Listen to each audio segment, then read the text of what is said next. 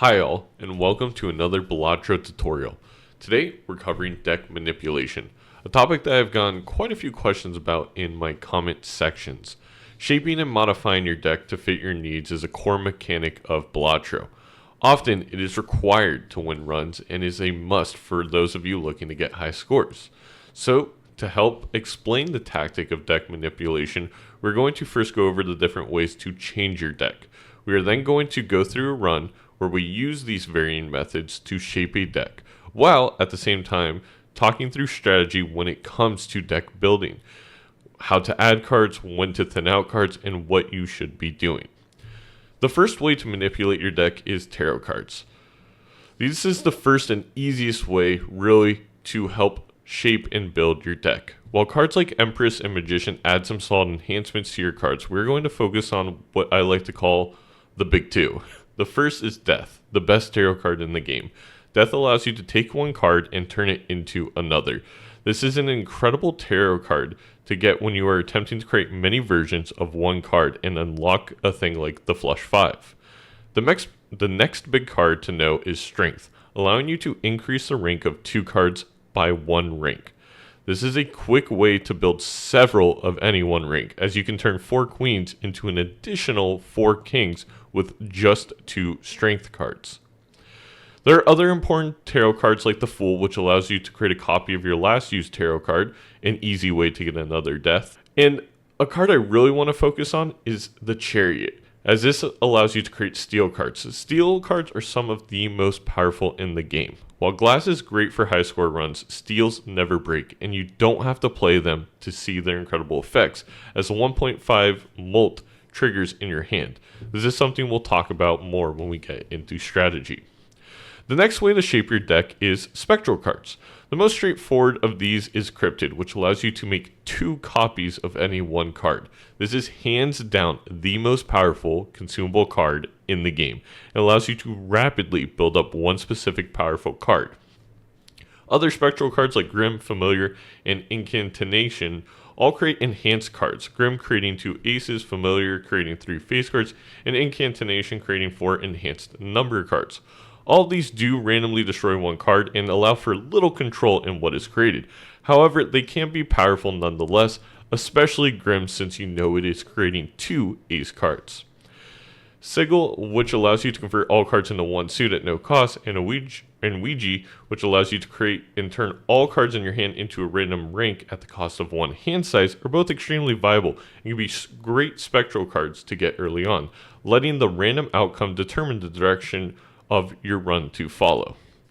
Immolate destroys 5 random cards and gains you $20, which in my opinion can be both benefits, as the $20 speaks for itself, its great economy, but destroying 5 random cards can thin out your deck, especially if you have a handful of cards you know you are not going to need later on. Lastly, I want to touch on Deja Vu, which adds a red seal to one card. A red seal allows for a card to re-trigger every time it takes effect or is scored, which is extraordinarily powerful on something like a steel card, polychrome card, or a glass card.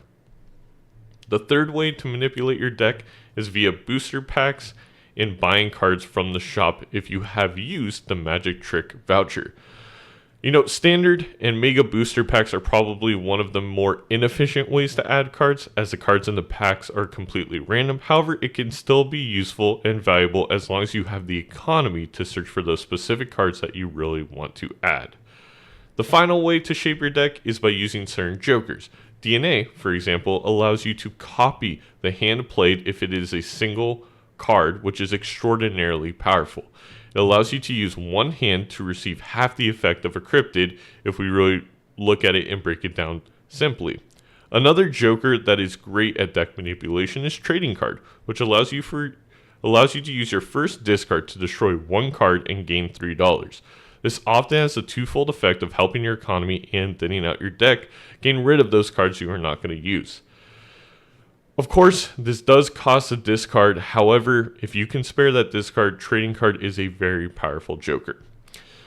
There are also more jokers that can add or subtract cards to your deck, but in more random ways. For example, Certificate creates one random card that comes with a seal every single round, and there are plenty of cards that do similar type of things. Now that we've gone over these different ways of manipulating your deck, let's jump into a run, talk strategy when it comes to deck building and thinning, and see what we can do. Alright, so now let's jump into a run and talk strategy as we play through it. So we're going to play the yellow deck on white stake. I'm doing yellow deck just to have a little bit of extra economy. But let's go ahead and play, and like I mentioned, let's talk strategy. So when you're looking to manipulate your deck, one of the big things I think doesn't get ignored but not talked about enough is it's not just deck building, it's deck thinning, which means deleting cards that you are not going to use. In my opinion, one of the best ways to do that is trading card, even though not everybody loves that Joker. But I also think Hangman is a very important tarot card, and it's one I failed to mention earlier. It allows you to delete 2 cards, and you basically can delete any card you don't find useful. So I think it's a really solid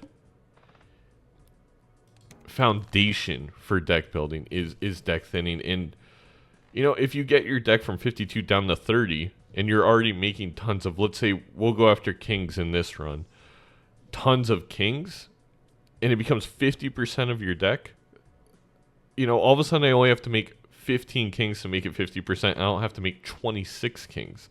It really allows you to get the hands you want and need quicker and more reliably. So don't ignore thinning out the deck. Alright, so what do we have here? We need a 10. We also could get a heart. Alright, 10 or a heart. And we got the 10. And with the extra mult from Smiley Face Joker, we're going to be all good. So hopefully we get something nice in here. Alright, we got a Jumbo Arcana. That is perfect. And we got a Death. One of the cards I talked about being extraordinarily powerful. Now, however, we didn't get a king, and I did say I want to go for kings. But what I will do is create an... Oh, I was going to say create an extra queen. Maybe I'll go ahead and get this Emperor. It didn't pay off. And get a strength. Or get something else, but I'm just going to go ahead and sell these. And we're just going to continue because Smiley Face is going to do a lot of the dirty work for us early on in this run. And we can play this 2-pair and probably be fine.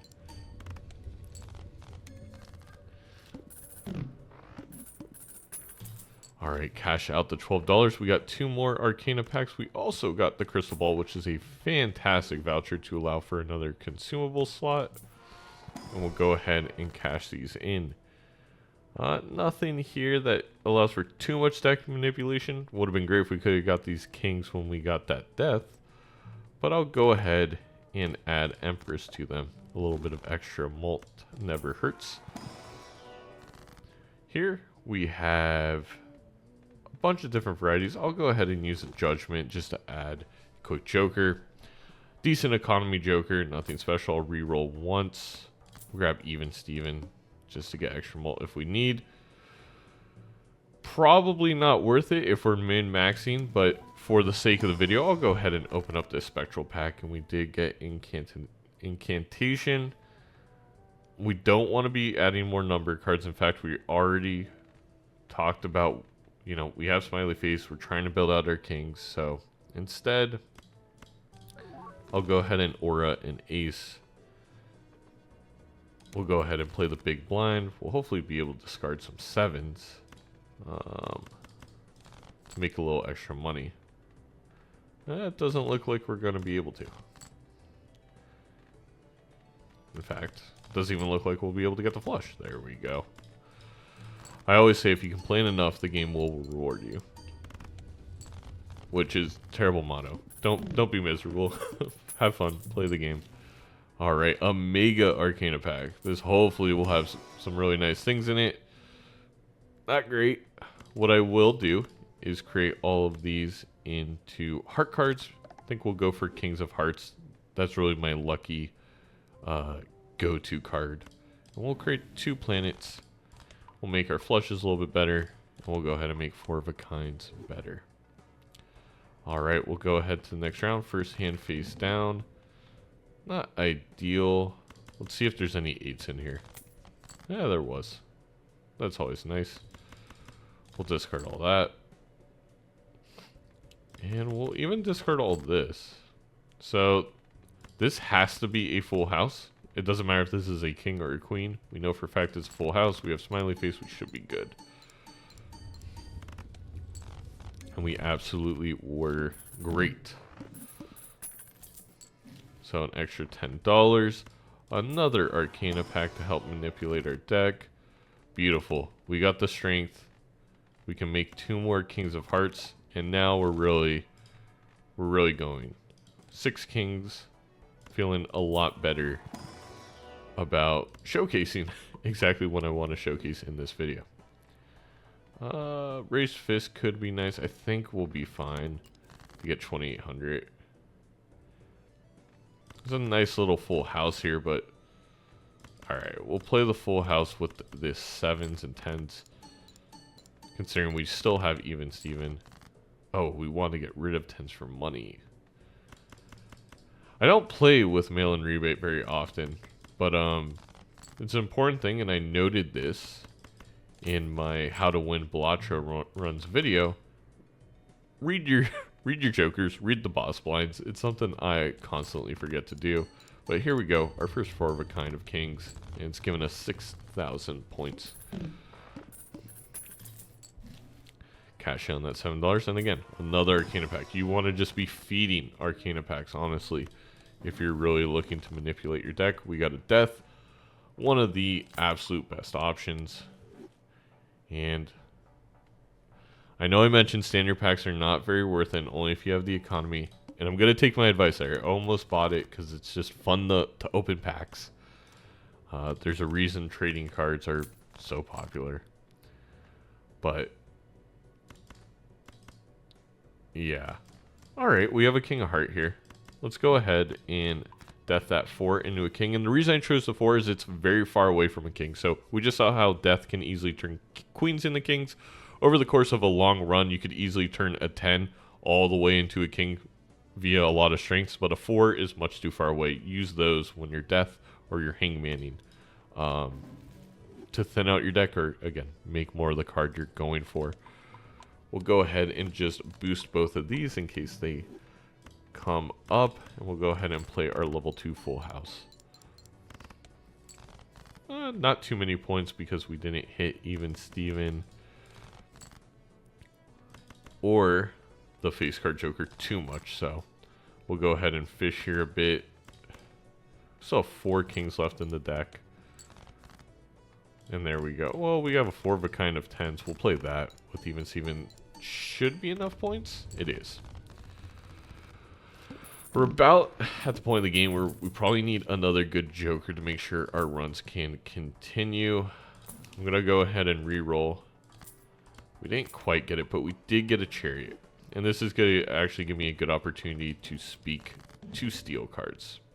So all club cards are debuffed. We'll go ahead and get rid of these and get rid of that queen. Get rid of these. Alright, so I am going to get rid of those as well. Go ahead and play this full house. I'm going to keep this Chariot in hand. We're not going to play it quite yet. We're at 4,000 points. We're in a pretty good spot. We have a nice straight here. We need one more decent hand. Let's see if this pair gets us there. And it does. But I do really want to speak to how I'm going to use Chariot. And that may be, I don't want to say controversial. Let's open up this buffoon back. Hopefully get a good Joker. Zany can be okay. But I'm going to use it on a king. And you're probably saying, well, okay, if you're making lots of kings and you're going to use the kings, why would you put a steel card? Because this only activates if it's in your hand. Well, the thought process here is, and shout out to Balatro University who really popularized this concept before I think I really caught on to it, is you want to steal cards that you are going to use. And that's because you're never going to discard them. Sometimes you'll end up with 7 kings in your hand, and boom, you can use the steel ones in your hand and you can play the rest. But in the case that, okay, only 4 kings came out, one of which is steel, I can go ahead and play that. You're just never discarding your steels. You're never being put in a position where you need to discard the steels. It kind of allows you to play it if you have to, and you have it in your hand in the best case scenario, and you're getting the points. So if I put on this jack, for example, well, all of a sudden I'm fishing for kings. If it never came out, the steel jack's useless because I didn't get enough kings to play the big hand in the first place. If that was a steel king, I can go ahead and add that steel king to my hand to score the big points. Hopefully that concept makes sense. I should have added that ace there. But yeah, always, in my opinion, always steal the card you are actually trying to play. So here, we'll play a really solid full house, and this time we'll keep the steel card in hand because it wasn't needed. We're at 14,000. We're in a little bit better of a spot. What blind are we on? I think we have one more we can use hieroglyph on. Go ahead and open a jumbo standard.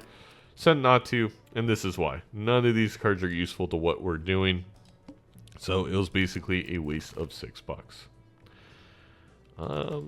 Lots of 5s and 4s, but really not my tempo, as we have a very specific win condition we are going for. I wish I could discard that 9. We can go ahead and play a level 2 flush here. We can throw out one of those kings just to get some points on the board. And now we have a nice full house full of even Steven and phase cards.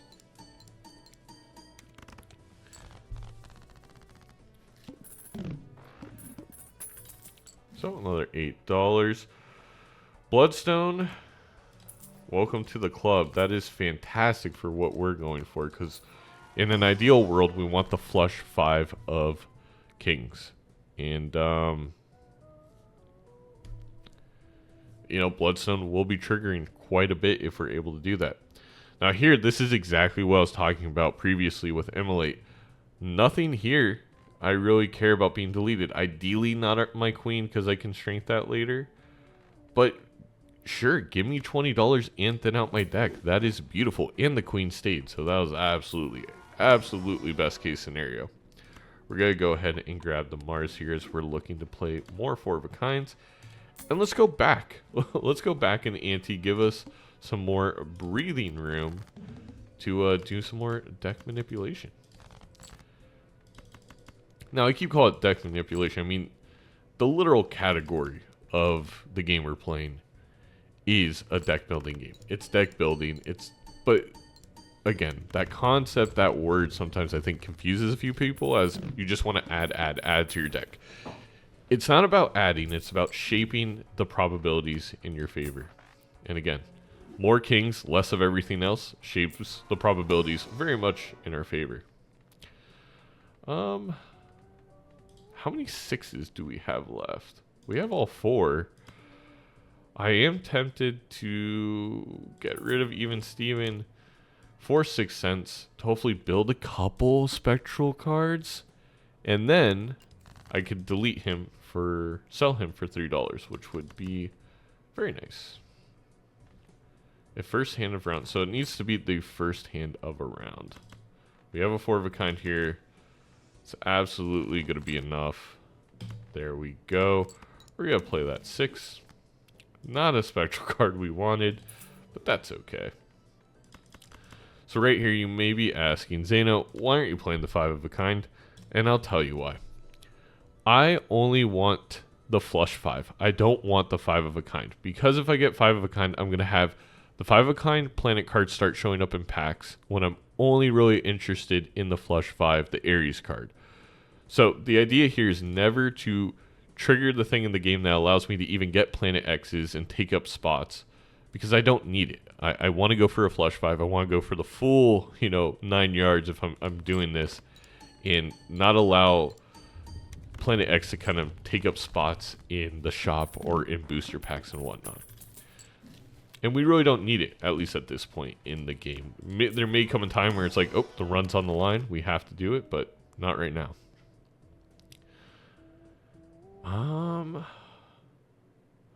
Do I fool another Mars, or would I love to make these Jacks hearts, which could later turn into kings? I think we're actually going to turn them into hearts, and hopefully we'll utilize more strengths, because we are going to heavily target Arcana packs. Here, we are going to make this king of hearts as well. Make some other things hearts. We'll go ahead and buy Jupiter, just since we have so many hearts now in our deck, and now we continue. We have a quick 3 of a kind, but we are going to discard because we do want that 6 to show up. The elusive 6 to give us a spectral card. Talisman is not the best, but it will give us some nice economy. Hopefully we can get a 4 of a kind of kings, but if not, this should do the trick still. Beautiful. 12,000. We did get 1 bloodstone to hit, which is awesome. And more Arcana packs. I mean, this is what it's all about. We will go ahead and use this Temperance. Get a quick 11 bucks. Open up another Arcana pack. And again, nothing here to really shape the deck. So I think we'll just make this queen gold, and if we use it, we use it. If not, we'll get some extra cash. Cards played previously are debuffed. Not extraordinarily ideal. But what I will say is we're going to play this 6 and get a Spectral. And that Deja Vu will be very useful in the future. We're going to go ahead and play this level 3 flush. Nothing really hits, so it was a very low amount of points. We'll discard this. We will, I think, discard that. We did get a steal. Got 2 more kings in the deck, 1 more ace. We'll keep that jack, and we'll discard both the aces. Okay. So we got 1 heart, 2 heart, 3 heart, 4 heart, 5 hearts. 1.5 here. Have some face cards actually hitting. Would have been nice if that bloodstone would have hit more. But we didn't. So that ends the run. We only got the ante 4. I mean, we did go back 1. But hopefully you guys saw a little bit of deck manipulation there and how it could be fully utilized. I'm now going to end the video with a little bit more successful clip from another run I was just doing on stream to kind of show you the power of building your deck. And this one also focused on Kings of Hearts, so that'll be fun. And hopefully you enjoyed. Hopefully you learned something. Comment down below any questions, comments, or concerns you have. And see you in the next one very soon. Like 2 more antes. Actually, I don't know how fast. It may go even faster than I'm thinking. Okay, a strength is huge here.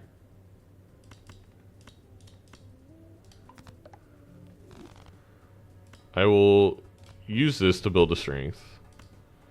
I think we'll just use High Priestess. Hey, we got a Mars. Nice. Reroll once since we have space. Reroll 1 more time. Okay, we didn't get anything to add here, but it's fine. 540 million. So see, we're already scaling quick. Luckily, we do still have the King of Hearts.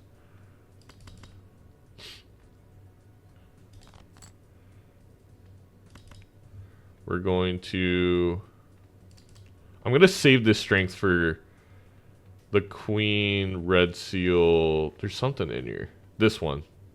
This is the one I really want to make into it. We're going to play this Jack. Hopefully it breaks. We're going to blueprint Mime. Well, make Balatro choose and will be on top of Balatro. We'll have selling points. Maybe. What's a little irritating is we have not gotten the voucher. Hi, Pika Penguin. We haven't gotten the voucher to make our hand size bigger, which would be very nice. Welcome to the stream. Okay. So, we put this back over here, since it's on King of Hearts. I ideally kind of want to save my glass. So we're going to go that flush 5.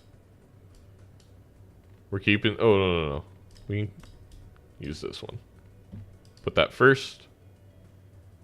Alright, here we go.